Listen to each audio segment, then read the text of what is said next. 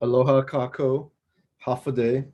Welcome to the Hawaii Book and Music Festival and to this conversation produced for the festival by the University of Hawaii's Better Tomorrow Speaker Series. My name is Craig Santos Perez. I'm a professor of creative writing in the English department at the University of Hawaii at Manoa. I would like to first acknowledge the Kanaka Oiwi Native Hawaiian people of this place, as well as the Aina and Vai of these islands that continue to nourish and sustain us. This event is a Pacific book launch for Living Nations, Living Words, an anthology of First Peoples poetry published by Norton earlier this year.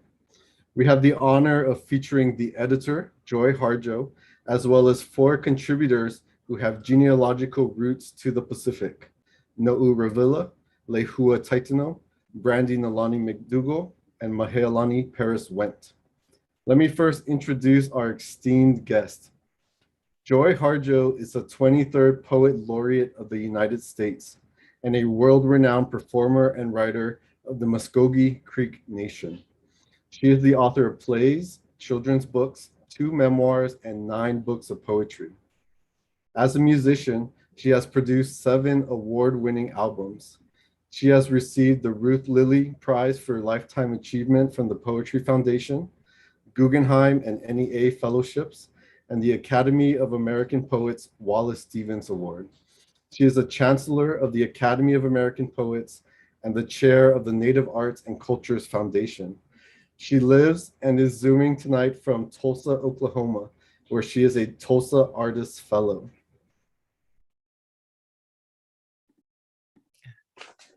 Aloha, Joy. It's so wonderful to see you. Good evening. Thank you so much for joining us today. Before I ask you about the anthology, I just wanted to give you space to say any acknowledgements or thanks that you would like to share. Well, Hinje, Stongo, and aloha. It's so nice to get to be here with you and the poets and the staff and the community, and to be here and share once again, to help share the poetry, the beautiful poetry that comes from those islands and those waters, which have graced this wonderful anthology that came out, an anthology to celebrate our Indigenous poetry and Indigenous place, because there would be no poetry without these places from which we emerge. So mahalo, thank you. Mahalo, Joy. Can you tell us a little bit about the origins and development of the anthology, as well as how it relates to your other signature projects as Poet Laureate? Well, it is my signature project, but it started out, every Poet Laureate is different. And some don't do a project and they do a year term. Some, if you take on a project, they do 2 years. And I have a 3rd year because of COVID, not because I'm special. That's what I said. But anyway, I decided I wanted to have, a map. I'm very interested in maps. And part of that, I've always been interested, but I remember when I was living in Oahu, and we had a map on the wall that was Pacific centered, and it changed everything. I could see, we have stories of the connections with our people, with Hawaiian people, and you could see the whole, there it became very clear. So when I became Poet Laureate, one of the first departments I went to was maps, and decided to do a project that would highlight, one, that it would show that we are part of the land, and I picked a map that had no political boundaries that were instituted, with colonization. So there is no boundary between Mexico and the US. There is no boundary between Canada and the US. There are no state boundaries. There are no false names for rivers and oceans and so on. It's just, the map is beautiful earth and water. And I always say sky too, even though you can't see the sky, but there. And so that was the map that I chose to put the poets, you see images of the poets and you can hear them speaking about place and reading their poems. And I thought that was important. And we had 50, but wound up with 47 poets. But originally I wanted all the poets, every poet every Indigenous poet we could find on the map. But there's a problem with capacity, with trying to have enough staff. They would still be working on it. If that's what it would be like a 10 or 20-year project. And we didn't have that kind of time or the staff. And so the book came out of that. I thought it was important to have something tangible too. There's the digital, which is cool, and it's accessible. So we also have a teacher's guide coming out. And it might be out already, but it's a teacher's guide to go along with the maps, because these poems could be taught in history classes, sociology, all kinds of classes. Yeah. Well, that's so beautiful. I love the way you talk about this project as a mapping of Indigenous poets, and really allowing us to see the lands and waters in a new way, kind of through these first voices, so to speak. And so grateful for you for all the work you've done as Poet Laureate, but of course throughout your entire career of offering these new maps through which to understand both Indigenous people's history, but also the lands and waters themselves. Mm-hmm. And so you mentioned there are nearly 50 poets in this anthology. As you were gathering them all together, I'm just curious, were there common themes that you saw emerging from these very diverse voices? Well, I guess the assignment, or what I had asked the poets, it was not, we didn't curate the poets necessarily. We curated the poets, but we gave every poet freedom to turn in what they wanted. And we asked that they base their poem on theme of place and displacement, with 4 touch points of visibility, persistence, resistance, and acknowledgement. And each poet could choose where to place themselves.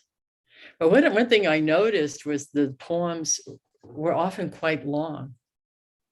And I thought, well, in a way they had to be. That's a lot to consider. And there's so many ways to consider that.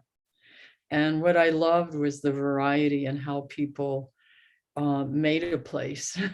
Each poem, I think of poems as like transforming stations, a transforming station in time and place, so to speak. And so they can be corners, they make change, or they're places where change happens.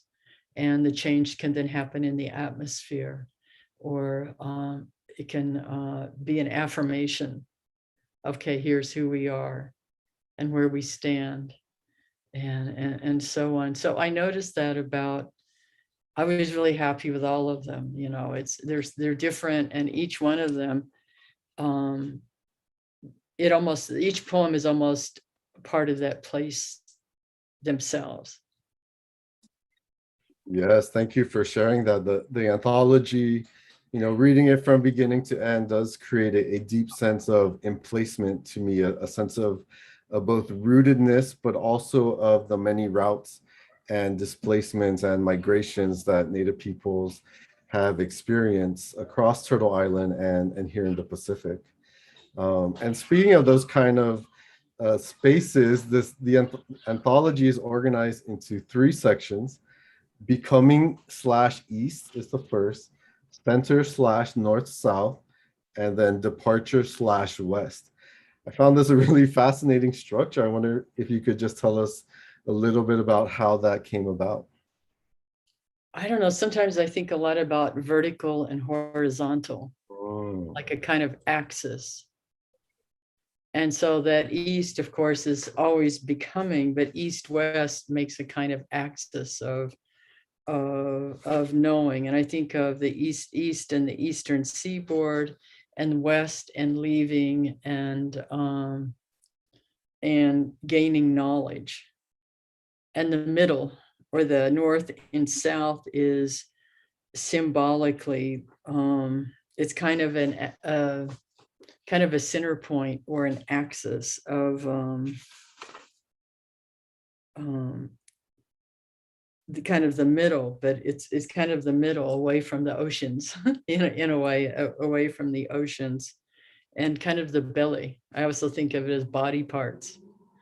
Like the way north is like the top of the head of the whole earth, and so on to the whole earth. So in a way, it kind of mirrors that, but then there's the symbology of what does north mean, south, east, and west. So all of that all at once. I suppose one way you could draw it out would be to draw almost like a spiral. And how that, but that would be it's a longer discussion. Yeah. Yeah, no, I love that idea of, it being directional, but also, pointing towards the land and the water and of course the sky as well. And thinking about reading the anthology as a spiral is really compelling, I think. As I read, I was very transformed throughout, and hearing those echoes of different poets definitely kind of created this connection across these spiraling geographies and voices. So a very brilliant structure, in my opinion. Thank you.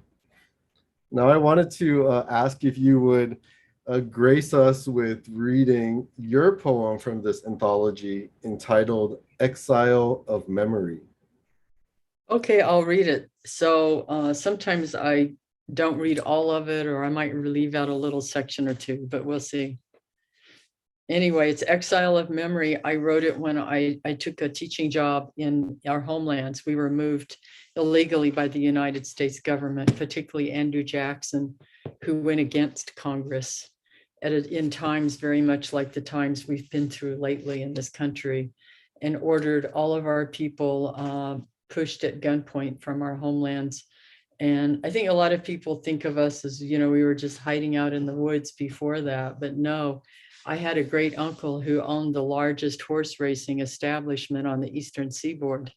They moved everyone. They wanted our lands, beautiful lands, and they moved us to Indian Territory in Oklahoma. And then they wanted that too, but that's another story. Exile of Memory. Do not return. We were warned by one who knows things. You will only upset the dead. They will emerge from the spiral of little houses lined up in the furrows of marrow and walk the land. There will be no place in memory for what they see. The houses, the highways, the houses, the stores of interlopers perched over the blood fields where the dead last stood. And then what? You with your words in the enemy's language, do you know how to make a peaceful road through human memory? And what of angry ghosts of history? Then what? Don't look back. In Sunday school, we were told Lot's wife looked back and turned to salt, but her family wasn't leaving paradise. We loved our trees and waters and the creatures and the earths and skies in that beloved place. Those beings were our companions, even as they fed us, cared for us. If I turn to salt, it will be of petrified tears from the footsteps of my relatives as they walked west. I did not know what I would find. The first night we set up our bed in the empty room of our condo above the Tennessee River, they'd heard we were coming. Those who continued to keep the land despite the imposition of newcomers and the forced exile of our relatives. All night they welcomed us, all night the stomp dancers, all night the shell shakers, all night circle after circle made a spiral to the Milky Way. We are still in mourning. The children were stolen from these beloved lands by the government. Their hair was cut, their toys and handmade clothes ripped from them. They were bathed in pesticides and now clean, given prayers in a foreign language to recite as they were lined up to sleep alone in their army-issued cages. Grief is killing us, anger tormenting us, sadness eating us with disease. Our young women are stolen, raped, and murdered. Our young men are killed by the police or killing themselves and each other. This is a warning. Heroin is a full companion offering freedom from the gauntlet of history. Meth speeds you past it. alcohol elixir of false bravado will take you over the edge of it. Enough chemicals and processed craving, and you can't push away from the table. If we pay enough, maybe we can buy ourselves back. Here, there is a singing tree. It sings of the history of the trees here. It sings of Manahui, who stood with his warrior friends on the overlook, staring into the new town erected by illegal residents. It sings of the Civil War camp, the bloody, the self-righteous, and the forsaken. It sings of atomic power and the rise of banks whose spires mark the worship places. The final verse is always the trees. They will remain. When it is time to leave this place of return, what will we say we found here? From out of the mist, a form wrestles to come forth. It is many-legged, of many arms, and sent forth thoughts of many colors. There are deer standing near under the parted, misted sky. As we watch, they smell for water. Green light enters their bodies from all the leaf things they eat. The old Muscogee laws outlawed the Christian religion because it divided the people. We who are relatives of panther, raccoon, deer, and the other animals were soon divided. But Muscogee ways are to make relatives. We made a relative of Jesus, gave him a Muscogee name. We cannot see our ancestors as we climb up the ridge of destruction, but from the dark, we sense their soft presences at the edge of our minds, and we hear their singing. There is no word in this trade language, no words with enough power to hold all this we have become. We are in time. There is no time in time. We are in a Muscogee village far back in time. Igana Jaga, or Mother Earth, is in labor so long in time. The keeper of birthing is tracking her energy in time. My thinking is questioning how this time. A young boy wrestles with two puppies at the doorway. A little girl bearing an old woman's spirit appears with green plants in her hands. Twins play around the edge of the bed. The earth's womb tightens with the need to push. That is all I see because of the fogginess of time. I sing my leaving song. I sing it to the guardian trees, this beloved earth, to those who stay here to care for memory. I will sing it until the day I die. Mahalo. Thank you so much, Joy, for sharing that such powerful and profound poem. Thank you for continuing to sing throughout your whole life and inspiring all of us to sing as well. Mahalo. Thank you. We're now going to turn to our four poets, and then we'll have Joy join us again at the end with a few final questions about the anthology. Thank you, Joy. All right, I am pleased to introduce our first performer.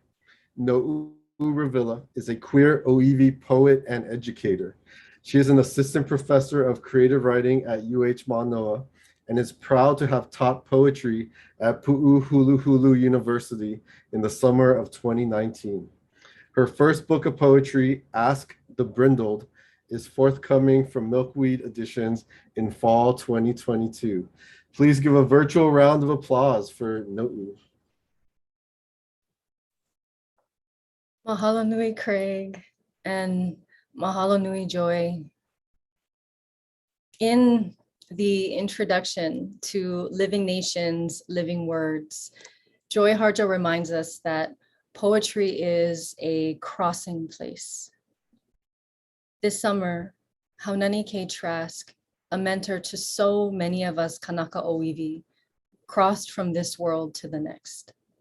Her poetry, a record of her scorching fire and the wet, breathing green that grows in her wake. Joy, my gratitude is a mile deep for what you and Haunani make possible for Native women like me today. And as a gay Hawaiian woman myself, I learned from both you and Haunani how to stand stronger in generative refusal, how to resist erasure. And I remember holding your poem, Joy, the poem I give you back, so close to my chest, how your words taught me to choose abundance and release fear. In that poem, you write, I release you, my beautiful and terrible fear. I release you. I am not afraid to be hungry. I am not afraid to be full. I am not afraid to be hated. I am not afraid to be loved, to be loved, to be loved, fear. I take myself back, fear. You are not my shadow any longer. Joy, you and Haunani cultivated new ground on which poets like me could love and create fearlessly because you love fearlessly. Your lands and waters, your songs and maps, your elders and descendants. And to Craig and Brandi, you have mentored me over the years, always sharing, never gatekeeping. And your abundance inspires me every day. So in the spirit of abundance, in the spirit of aloha that is inclusive, intergenerational, and aina-based, I read my poem, which Joy so generously included in this anthology, Mahalo Nui Loa. I dedicate this reading to my grandmother, Henrietta Laie Kawai Kanana, who is most likely sitting in Waikapu on the island of Maui with my Auntie Millie, my Auntie Karen, and my father, John Henry Haumea Rivela. Shapeshifters, banned, censored, or otherwise shitlisted, AKA chosen family poem. The one whose ma'i was stolen as she slept. The one who sold everything to live as bite marks.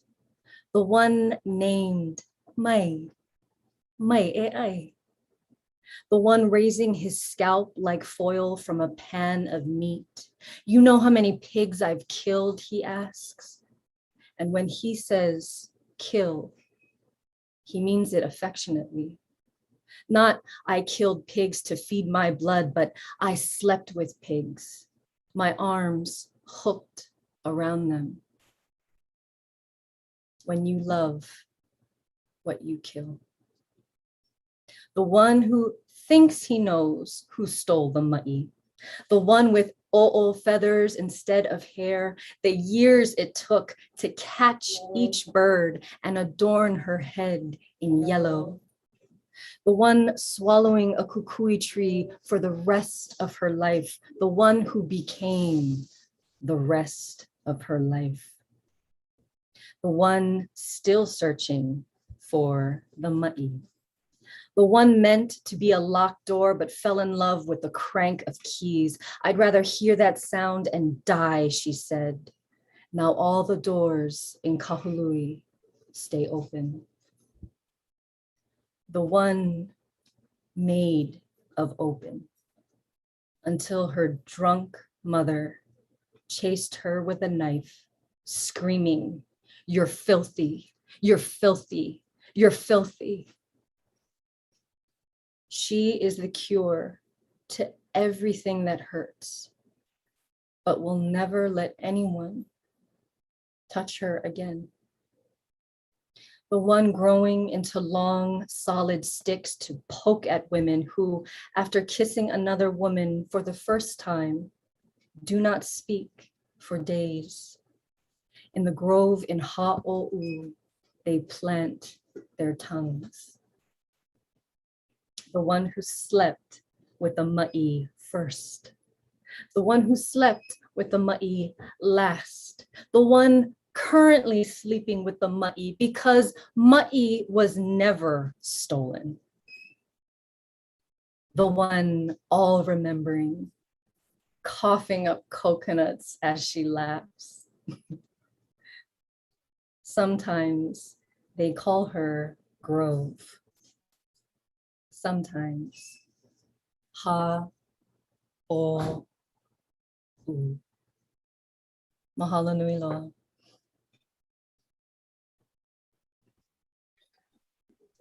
Mahalo na'u for that amazing tribute and just beautiful, elegant reading of that extraordinarily powerful poem. Mahalo. All right, our second author is Lehua M. Taitano. Familia en Cabeza Zan Kuetu is a queer Chamorro writer and interdisciplinary artist from Jigo, Guahan, and co-founder of Art 25, Art in the 25th Century. She is the author of Inside Me an Island and A Bell Made of Stones. Please give a round of applause for Lehua.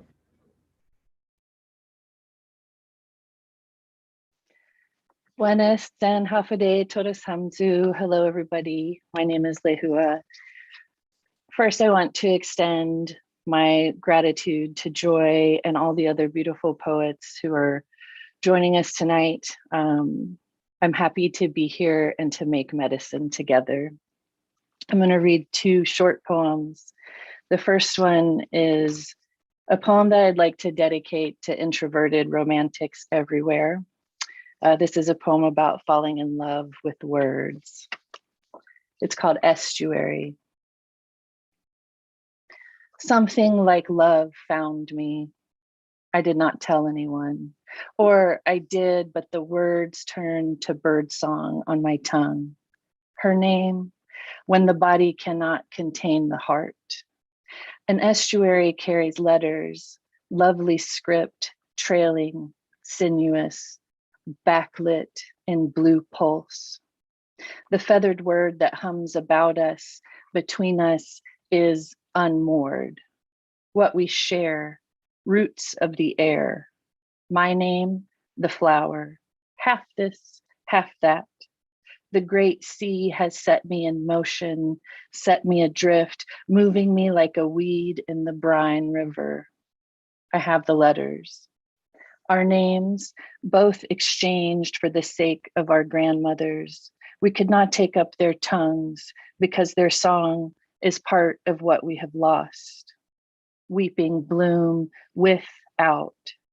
Here's what the letters contain.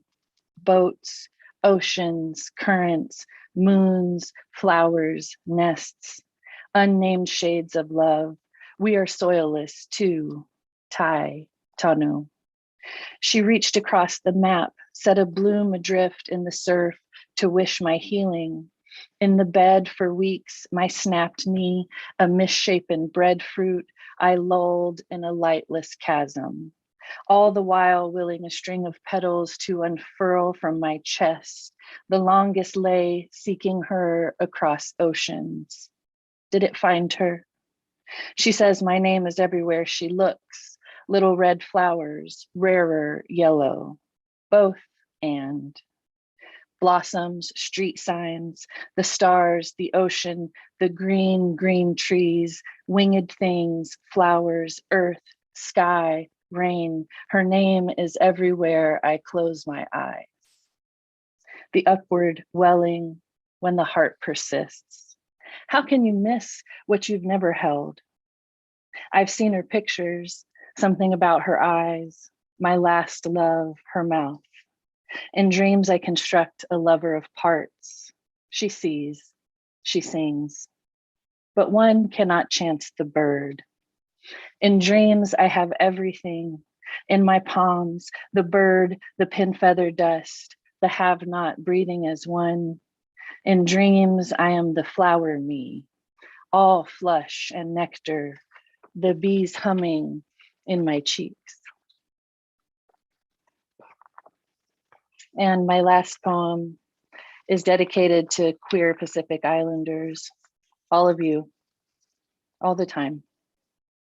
This is a poem about place and placement and how I'm doing. Current I. The conventional symbol for current is the capital letter I, originating from the French for an intensity of electrical flow measured as a quantity per unit of time. That's the epigraph. Consider, we are made almost entirely of water and electricity. So our vernacular of emotion employs surge, wave, spark, impulse and current, the flood of salt or rush of crackling blue pulse of arcing rivulet, a measurement of with and without. The ecstatic penetration of sperm into egg, we have all seen the microscopic iconography. The wombless state will ordain this, the electric moment of life, will brand each womb sanctified property. My mother was conceived during a war waged on brown bodies and birthed me under a moon obscured by flags. Electric layers of ocean reveal themselves as an ancestral coding of me and her and her and her, as the spear and the plunge, the cavern of handprints, the caverns of decapitation. The lightning spark cannot be created because it was already there. In the gloam, human nostalgia presses to know where, when, which gods touch the first impulse of light into darkness, first enacted a separation of shadow into meaning. Yet I fork, bead, ribbon the light into existence, insistence, with each sloughing of saltwater blood, each recollection of current. I, Tanu Itzamoru. Our people were shaped from stone and the pulsing sea, sister's crouched body, wave kneaded, salt lapped until we tumbled from her, of them, all strong, strong and whole together. Birds regarded our seafoam anklets, our slippery ropes of hair, our cheeks full of pebbles and scattered from the shore, singing. We opened our new mouths to our own chorus crooning, sister, brother. We are sun, moon, sky, water, earth, all siblings. Current. I believe in reincarnation in so much as I know an ancestor passed to me the memory of making oneself into a universe, one self, current, connected to, no, concurrent with every iteration of subatomic movement. How then am I queer, queered?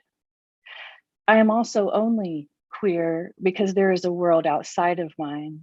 If the world were only me, I would seem just so.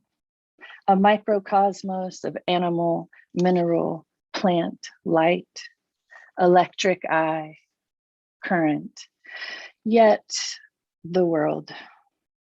Here's what I can say. I am I, warrior I, glacier I, photon I, vine I, rivulet I, integer I, summoner I, wave I, exhalation I, mother I, lava I, hilum I, Haifa I, current, prism I, and culture bending through me.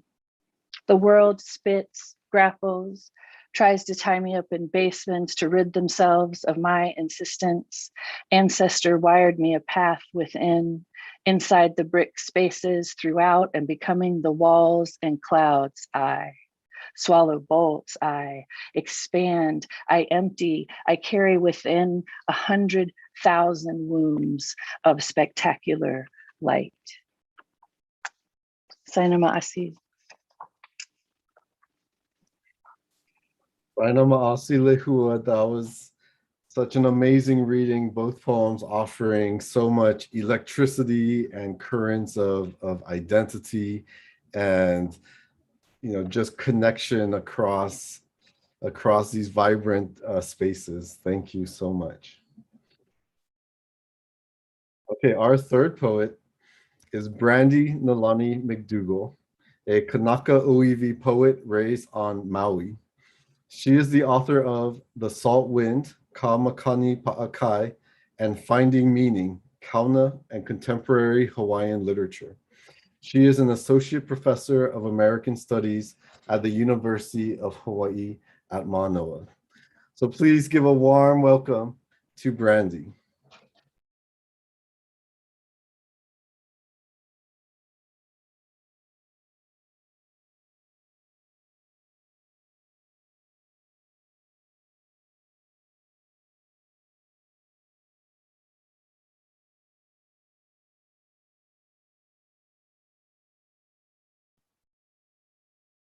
Aloha mai kako.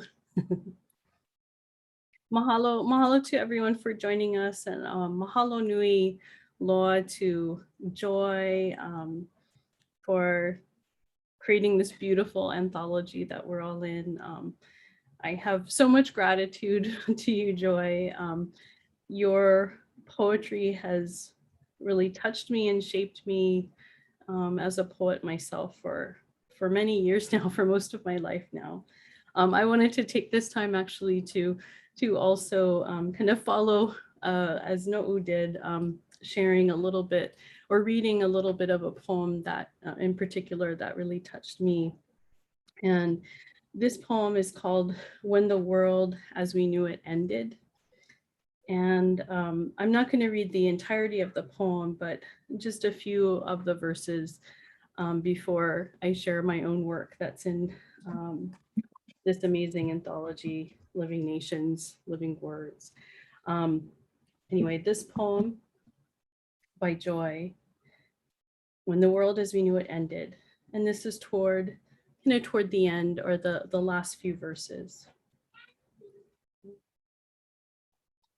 We heard it, the racket in every corner of the world, as the hunger for war rose up in those who would steal to be president, to be king or emperor, to own the trees, stones, and everything else that moved about the earth, inside the earth, and above it. We knew it was coming, tasted the winds who gathered intelligence from each leaf and flower, from every mountain, sea, and desert, from every prayer and song, all over this tiny universe, floating in the skies of infinite being. And then it was over, this world we had grown to love, for its sweet grasses, for the many colored horses and fishes, for the shimmering possibilities while dreaming. But then there were the seeds to plant and the babies who needed milk and comforting, and someone picked up a guitar or ukulele from the rubble and began to sing about the light flutter, the kick beneath the skin of the earth we felt there beneath us, a warm animal, a song being born between the legs of her, a poem. Mahalo Joy for that. I think, you know, I'm teaching a class right now that's focused on anti-colonial art and activism. And we actually just recently read your work in conversation with other just amazing anti-colonial activists and artists. And, you know, we've been thinking a lot about the ways in which the apocalypse that is colonialism has reverberated throughout time. And your work does so much to expose that and to make that more visible to people. So mahalo. I'm going to read my poem in this collection, which is called This Island on Which I Love You. And I wrote it as a love poem for Craig Santos Perez and also for our daughters, Kaikaina Li'i and Ku'ule Hiva Hiva. This island on which I love you. And when on this island on which I love you, there is only so much land to drive on, a few hours to encircle in entirety, and the best of our lands are touristed the beaches foam-laced with rainbowing suntan oil, the mountains tattooed with asphalt, pocked by telescope domes, hotels and luxury condos blighting the line between ocean and sky. I find you between the lines of such hard edges, sitting on the kamsu stool, a bowl of coconut freshly grated at your feet. That I hear the covert jackling of helicopters and jets overhead all night through our open jalousies, that my throat burns from the scorch of the grenaded graves of our ancestors, the bog that smears the ko'olaus into a blur of greens, that I wait to hear the grind of you blending vegetables and fruit, machine whirl crunching coffee beans, your shoulder blades channeling ocean, a steady flux of current. Past the guarded military testing grounds, amphibious assault vehicles emerging from the waves, beyond the tangles of tarp cities lining the roads, past the thick memory of molasses coating the most intimate crevices of coral, by the box jellyfish congregating under Olepau and Kaloa moons, at the park beneath the emptied trees. I come to find you shaking $5 coconuts because this is all we have on this island, listening to the water to guess its sweetness and youth. On this island on which I love you, something of you is in the rain rippling through the wind that makes the pipes of Waikiki burst open. Long brown fingers of sewage stretch out from the canal and pesticided tendrils flow from every ridge out to sea. And so we stay inside to bicker over how a plumeria tree moves in the wind.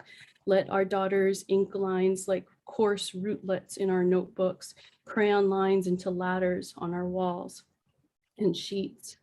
Their first sentences are sung, moonlit blowhole plumes of sound, calling pebbles to couple, caverns to be carved, uwala to roll down the hillside again, and I could choke on this gratitude for you all. This island is alive with love. It storms the cough of alchemy, expelling every parasitic thing, teaching me to love you with the intricacies of island knowing, to depend on the archipelagic spelling of you lying next to me. Our blue screen flares their own floating islands after our daughters have finally fallen asleep. To trust in the shape and curve of your hand, reaching out to hold mine, making and remaking an island our own. Yeah. Mahalo nui loa, and just wanted to also just extend my aloha to all the other just really brilliant poets that I'm reading with today. You know, Mahealani, No'u, Lehua, all of you are just amazing. And I have been really blessed to be a part of this reading with all of you, as well as with Joy, you as well. And also, this poem was for you, Craig. Mahalo nui loa for facilitating this event for us. Mahalo.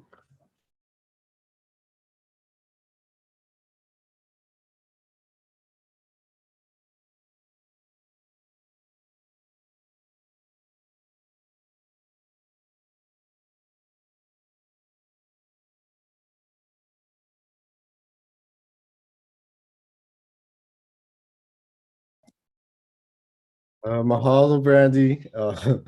Sorry for the transition, everyone. Brandi is watching our kids while I'm moderating, and I was watching them while she was sharing that most beautiful poem. Mahalo, Brandi, for teaching me the intimacies of island knowing, as you put it, and for articulating so much love, both for your ohana as well as for Joy with your first poem. Mahalo.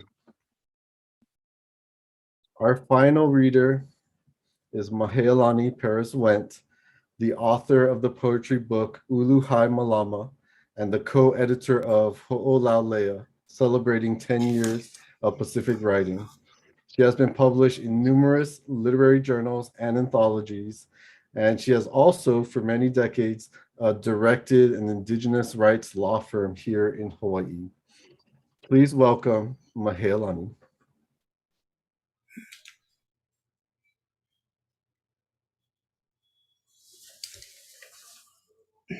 Thank you, Craig, and thank you all. If someone wrote such a beautiful poem for me, I would be I would be crying. I'm just so moved by that lovely poem that Brandi just shared, and equally touched by all of you. It's such a great honor. I wrote a very long poem that really was intended to celebrate and honor the people of East Maui, who for over a century fought for restoration of the streams that fed their lo'ikalo or taro patches. And it's really just, it's a very small measure of my highest regard and respect for our kua'aina, the people of this land. And it is also a love poem for my husband, although it won't read that way. I just honor him in every way because he led the struggle during his 30 years of his life. So it's a long poem, and I hope I don't go over long, but I will start with some excerpts. The first, Mahi'ai Kalo, taro farmer. All his life loving earth, a living harrow waist deep in mud, planting, tilling, trenching, shoveling, plowing, mud to field, gravel to path, stones to bank, yoked no less than animal to plow. A year of this, then huki'ai harvest, shouldering the heavy bags, heaving, lifting, hauling, slogging through acres of taro fields, ancient footpaths, fragile Hawaii wetlands. Swollen feet, hands, torqued elbows, knees, pestilences, infestations, droughts. Year after year, year after year. For love of family, love of ancestors, love of the elder brother, for love of Haloa. 2, Lo'ikalo, taro fields.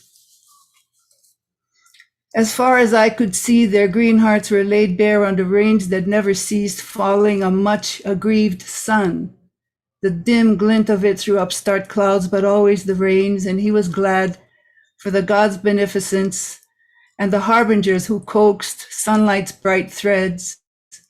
The auku'u, herons, hovering then ensconced in pools of watery green expanse, their emanations of light vectoring the same paths trod, the same earth, the same ancient waterways the ancestors walked. He regarded the plants hungrily, the same green ones whose presentiments were his elder brother, Halo Anakalau Kapalili, vivified, who was born of the gods Wakea and Ho'ohoku Okalani, their union a conflagration of heaven and brightening stars. Their firstborn, the elder brother, stillborn, buried. Ho'ohoku Okalani's tears unceasing until the quickening, shimmer of green engraven earth, the unfurling leaves, and the risen Haloa, progenitor, his offspring, the stalwart green-hearted ones who followed growing up out of the same earth again and again. He called them koa, warriors, as they hoisted their green banners, forming leaf arbors under sun's radiance, their stems rooted deep, their arbors protecting parents, grandparents, the corm ma'akua, protecting children, grandchildren, oha, the offshoots, succoring, cradling them, millennia of generations turning, returning, e huli, hoi. The ancestors called their names, auspicious names, their offspring, naming their offspring in dreams through keen observations, ho'ailona, signs, close attentions to minutiae of corm, stem, petiole, rhizome, shimmering sun, wind, sea clouds and earth, cradle of the hallowed ancestors, and the risen Haloa. Give us the right names, the Makua prayed, dispatched their entreaties, released them. Mana ulu, mana opel, mana veo, mana uli, uli, mana ula ula, moi pikole hua hakea hapa hapa pu. Were names given, and many more. All his life he knew and never forgot their names, sacred from the first. They were the names of the generations of his elder brother. They were the names of his family. They were the names of Kalo.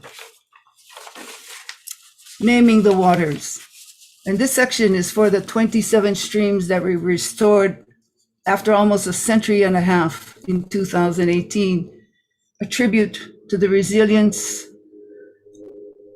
and fighting spirit and love of ancestors of the people of this village of Wailua Nui and Ke'anai in East Maui. Naming the waters. Ikavao na hele in the god realms of Ko'olau Ka'aina Ikavaya Kane, the lands of the waters of Kane, the sons and daughters of Haloa, named the waters.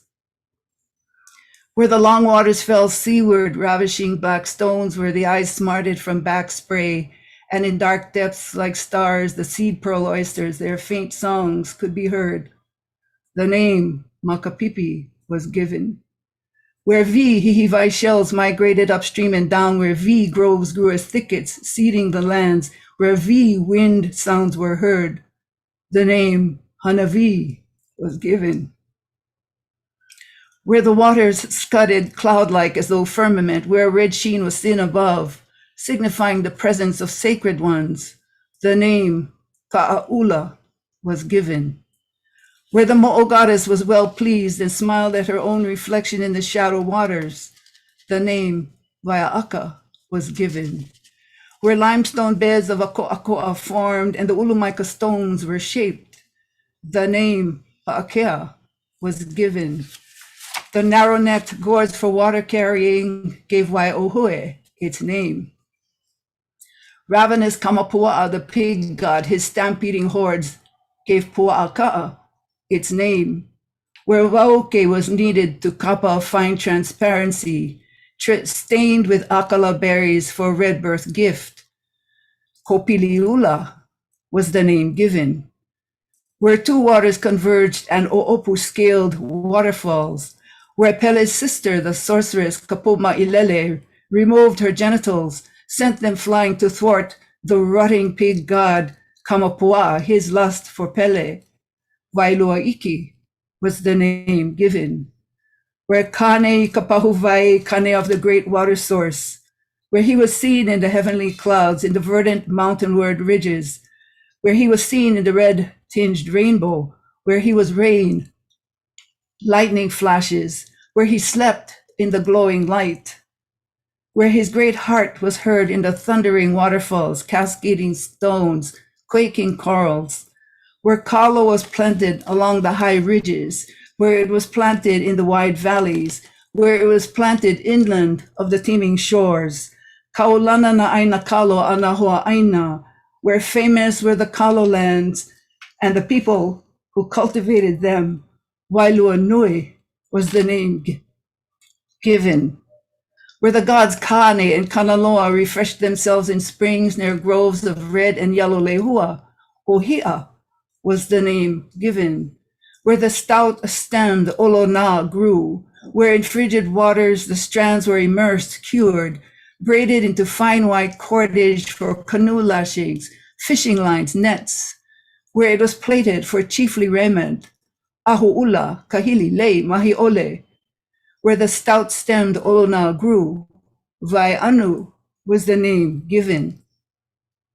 Where fine-grained Milo were shade trees for the old chiefs, where wind storms incised the heartwood, the omens carved into god likenesses, made into canoe paddles, serving bowls, implements for planting, where prolific headwaters were called Moana, the name Wai'okamilo was given, where Mai'a was food, curative, unguent, where its broadleaf canopies were rain coverings, enclosures, where spring waters bubbled up through igneous stone, Akeke, the name Palauhulu was given.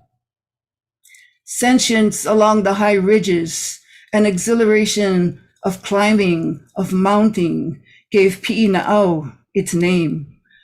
Where thundering rains poured down hollows, caves, ravines, sidewise, where the tumult echoed down ridges, sidewise along boulder-strewn sea cliffs, where earth shuddered and heaved with new sounds, where great schools of fish hearkened, where the torrents narrowed, Nua Ailua was the name given. Where the torrents were made wide, Honamanu was the name given. Where Hapu'u Amau'u Hala Ohe Niu Lolu Ki Halapepe Ulu. Where Mamaki Iliahi Wiliwili Koa Palapalai Pala'a. Where Kukui Hau Milo Kamani Ava. Where cherished forest plants grew, the name Punalau was given. Where tapa-beating logs were harvested, the black and red berries stained for dyes, the name Kolea was given. Where a glowing light appeared above the ridgeline, signifying the presence of Kane, the name Haipua'ena was given. Where in cold springs Ali'ivahine bathed, the name Vaiakamo'i was given. Where the Ali'ivahine ran to the flat hiding stone, where she found refuge from the pig god Kamapua'a, the name Wahinipe'e was given. No ka mea, he maui noa akua la kou, e ola noa la koa pau. In the God-inspired naming, the people remembered.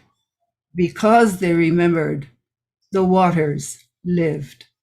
Mahalo nui.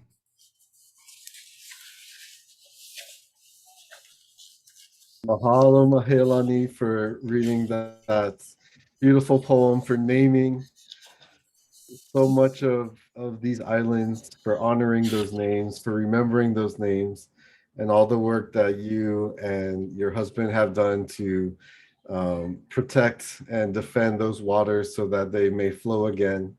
And in your words, I felt myself surrounded by those waters as well, just in your voice. So mahalo for sharing that with us today. Mahalo nui.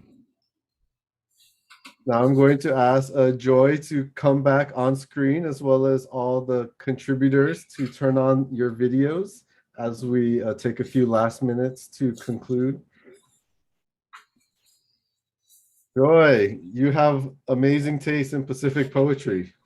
There's amazing Pacific poets. I guess Imai was not here tonight. I wanted to acknowledge him too. Yes, we wanted Imai Kalani Kalahele to join us today, but could not. But his poem is also in the anthology, so we of course recommend everyone listening to purchase the anthology if you're able. I wanted to ask you, Joy, just one last question. You've worked so hard to include Native Hawaiian and other Pacific Islander authors in a lot of the work you've done, and you kind of alluded to it earlier. I'm just curious if you can share with us here at the Hawaii Book and Music Festival some of your connections that you have to Hawaii and the larger Pacific. Well, where do I start? No'u brought up, of course, beautifully and acknowledged Hananike Trask. And she was the first Pacific Islander, you know, the poet from these islands that I met, and I found a sister with her. And we became friends. We used to write letters to each other. And there was that reading. She brought me in at one point, I think it was 92, somewhere around there, to perform with Dana Naoni Hall and the three of us. And that's actually on tape. It's you know, it's available somewhere in the archives. And there was, so I was first brought there, but you know, I've always felt this deep love and connection. And eventually I lived there for a while, for about 11 years, and was paddled with nappies, a nui, canoe club, and then later with Huinalu.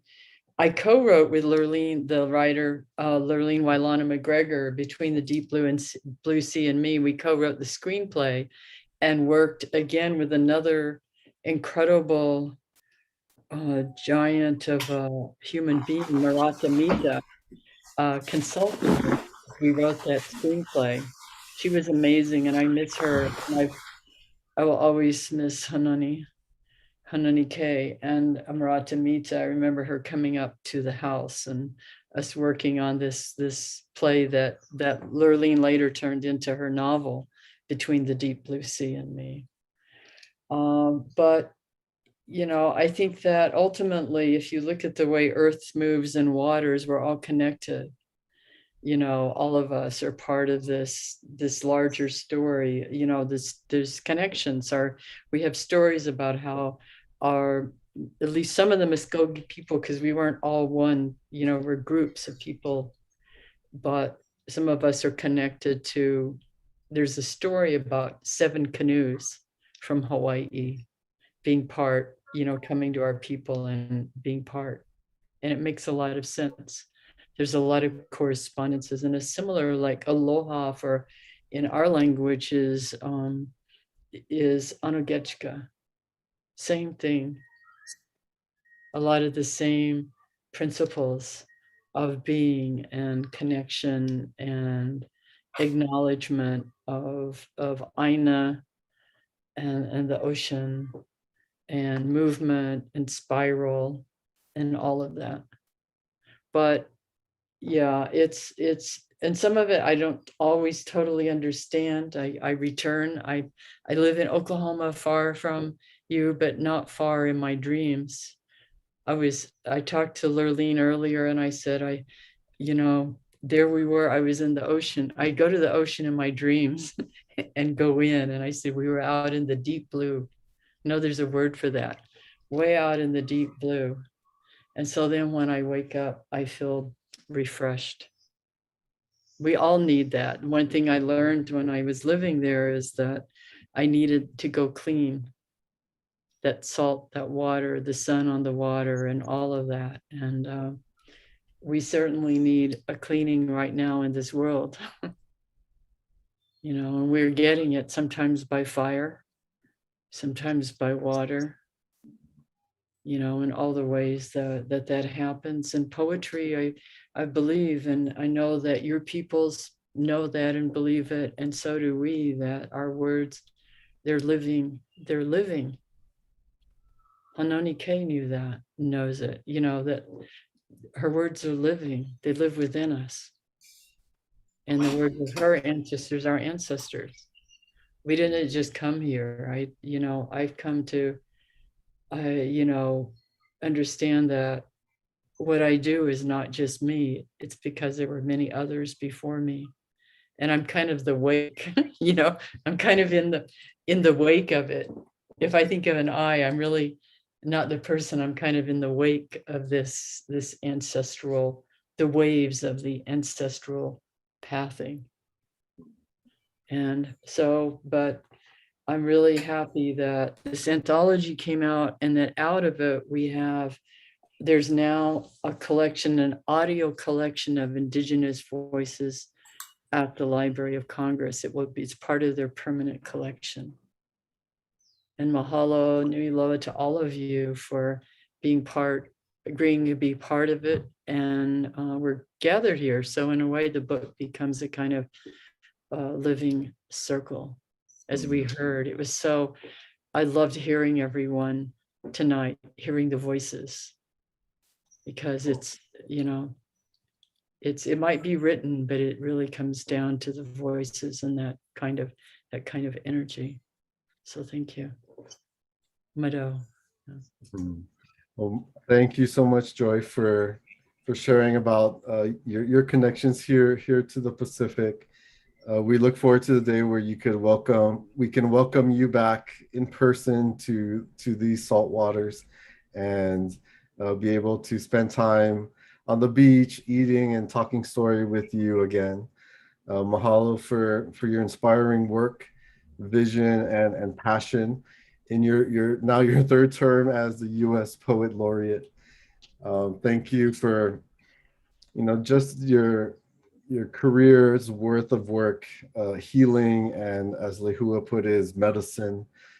Thanks for bringing us all together in this spiral dream of an event today.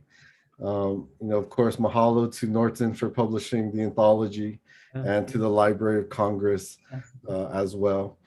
Mahalo to the amazing poets, No'u, Lehua, Brandi, Nalani, for sharing your beautiful words today. I feel so moved and really just moving into this weekend with a really buoyed spirit. Mahalo to Roger Jelinek and the staff at the Hawaii Book and Music Festival for today's program. For everyone listening, please check out their website. They have several more weeks of events and literary readings and talks and so on. Mahalo also to Robert Perkinson and the staff of UH Better Tomorrow Speaker Series for producing today's program. They too have many events coming up, so you should follow them on Twitter to stay updated.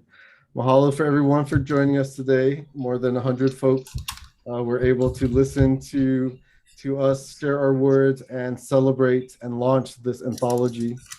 Please, all of you, stay safe, take care of yourselves, read Native poetry, and have a really nice weekend. Mahalo and Saina Ma'asi.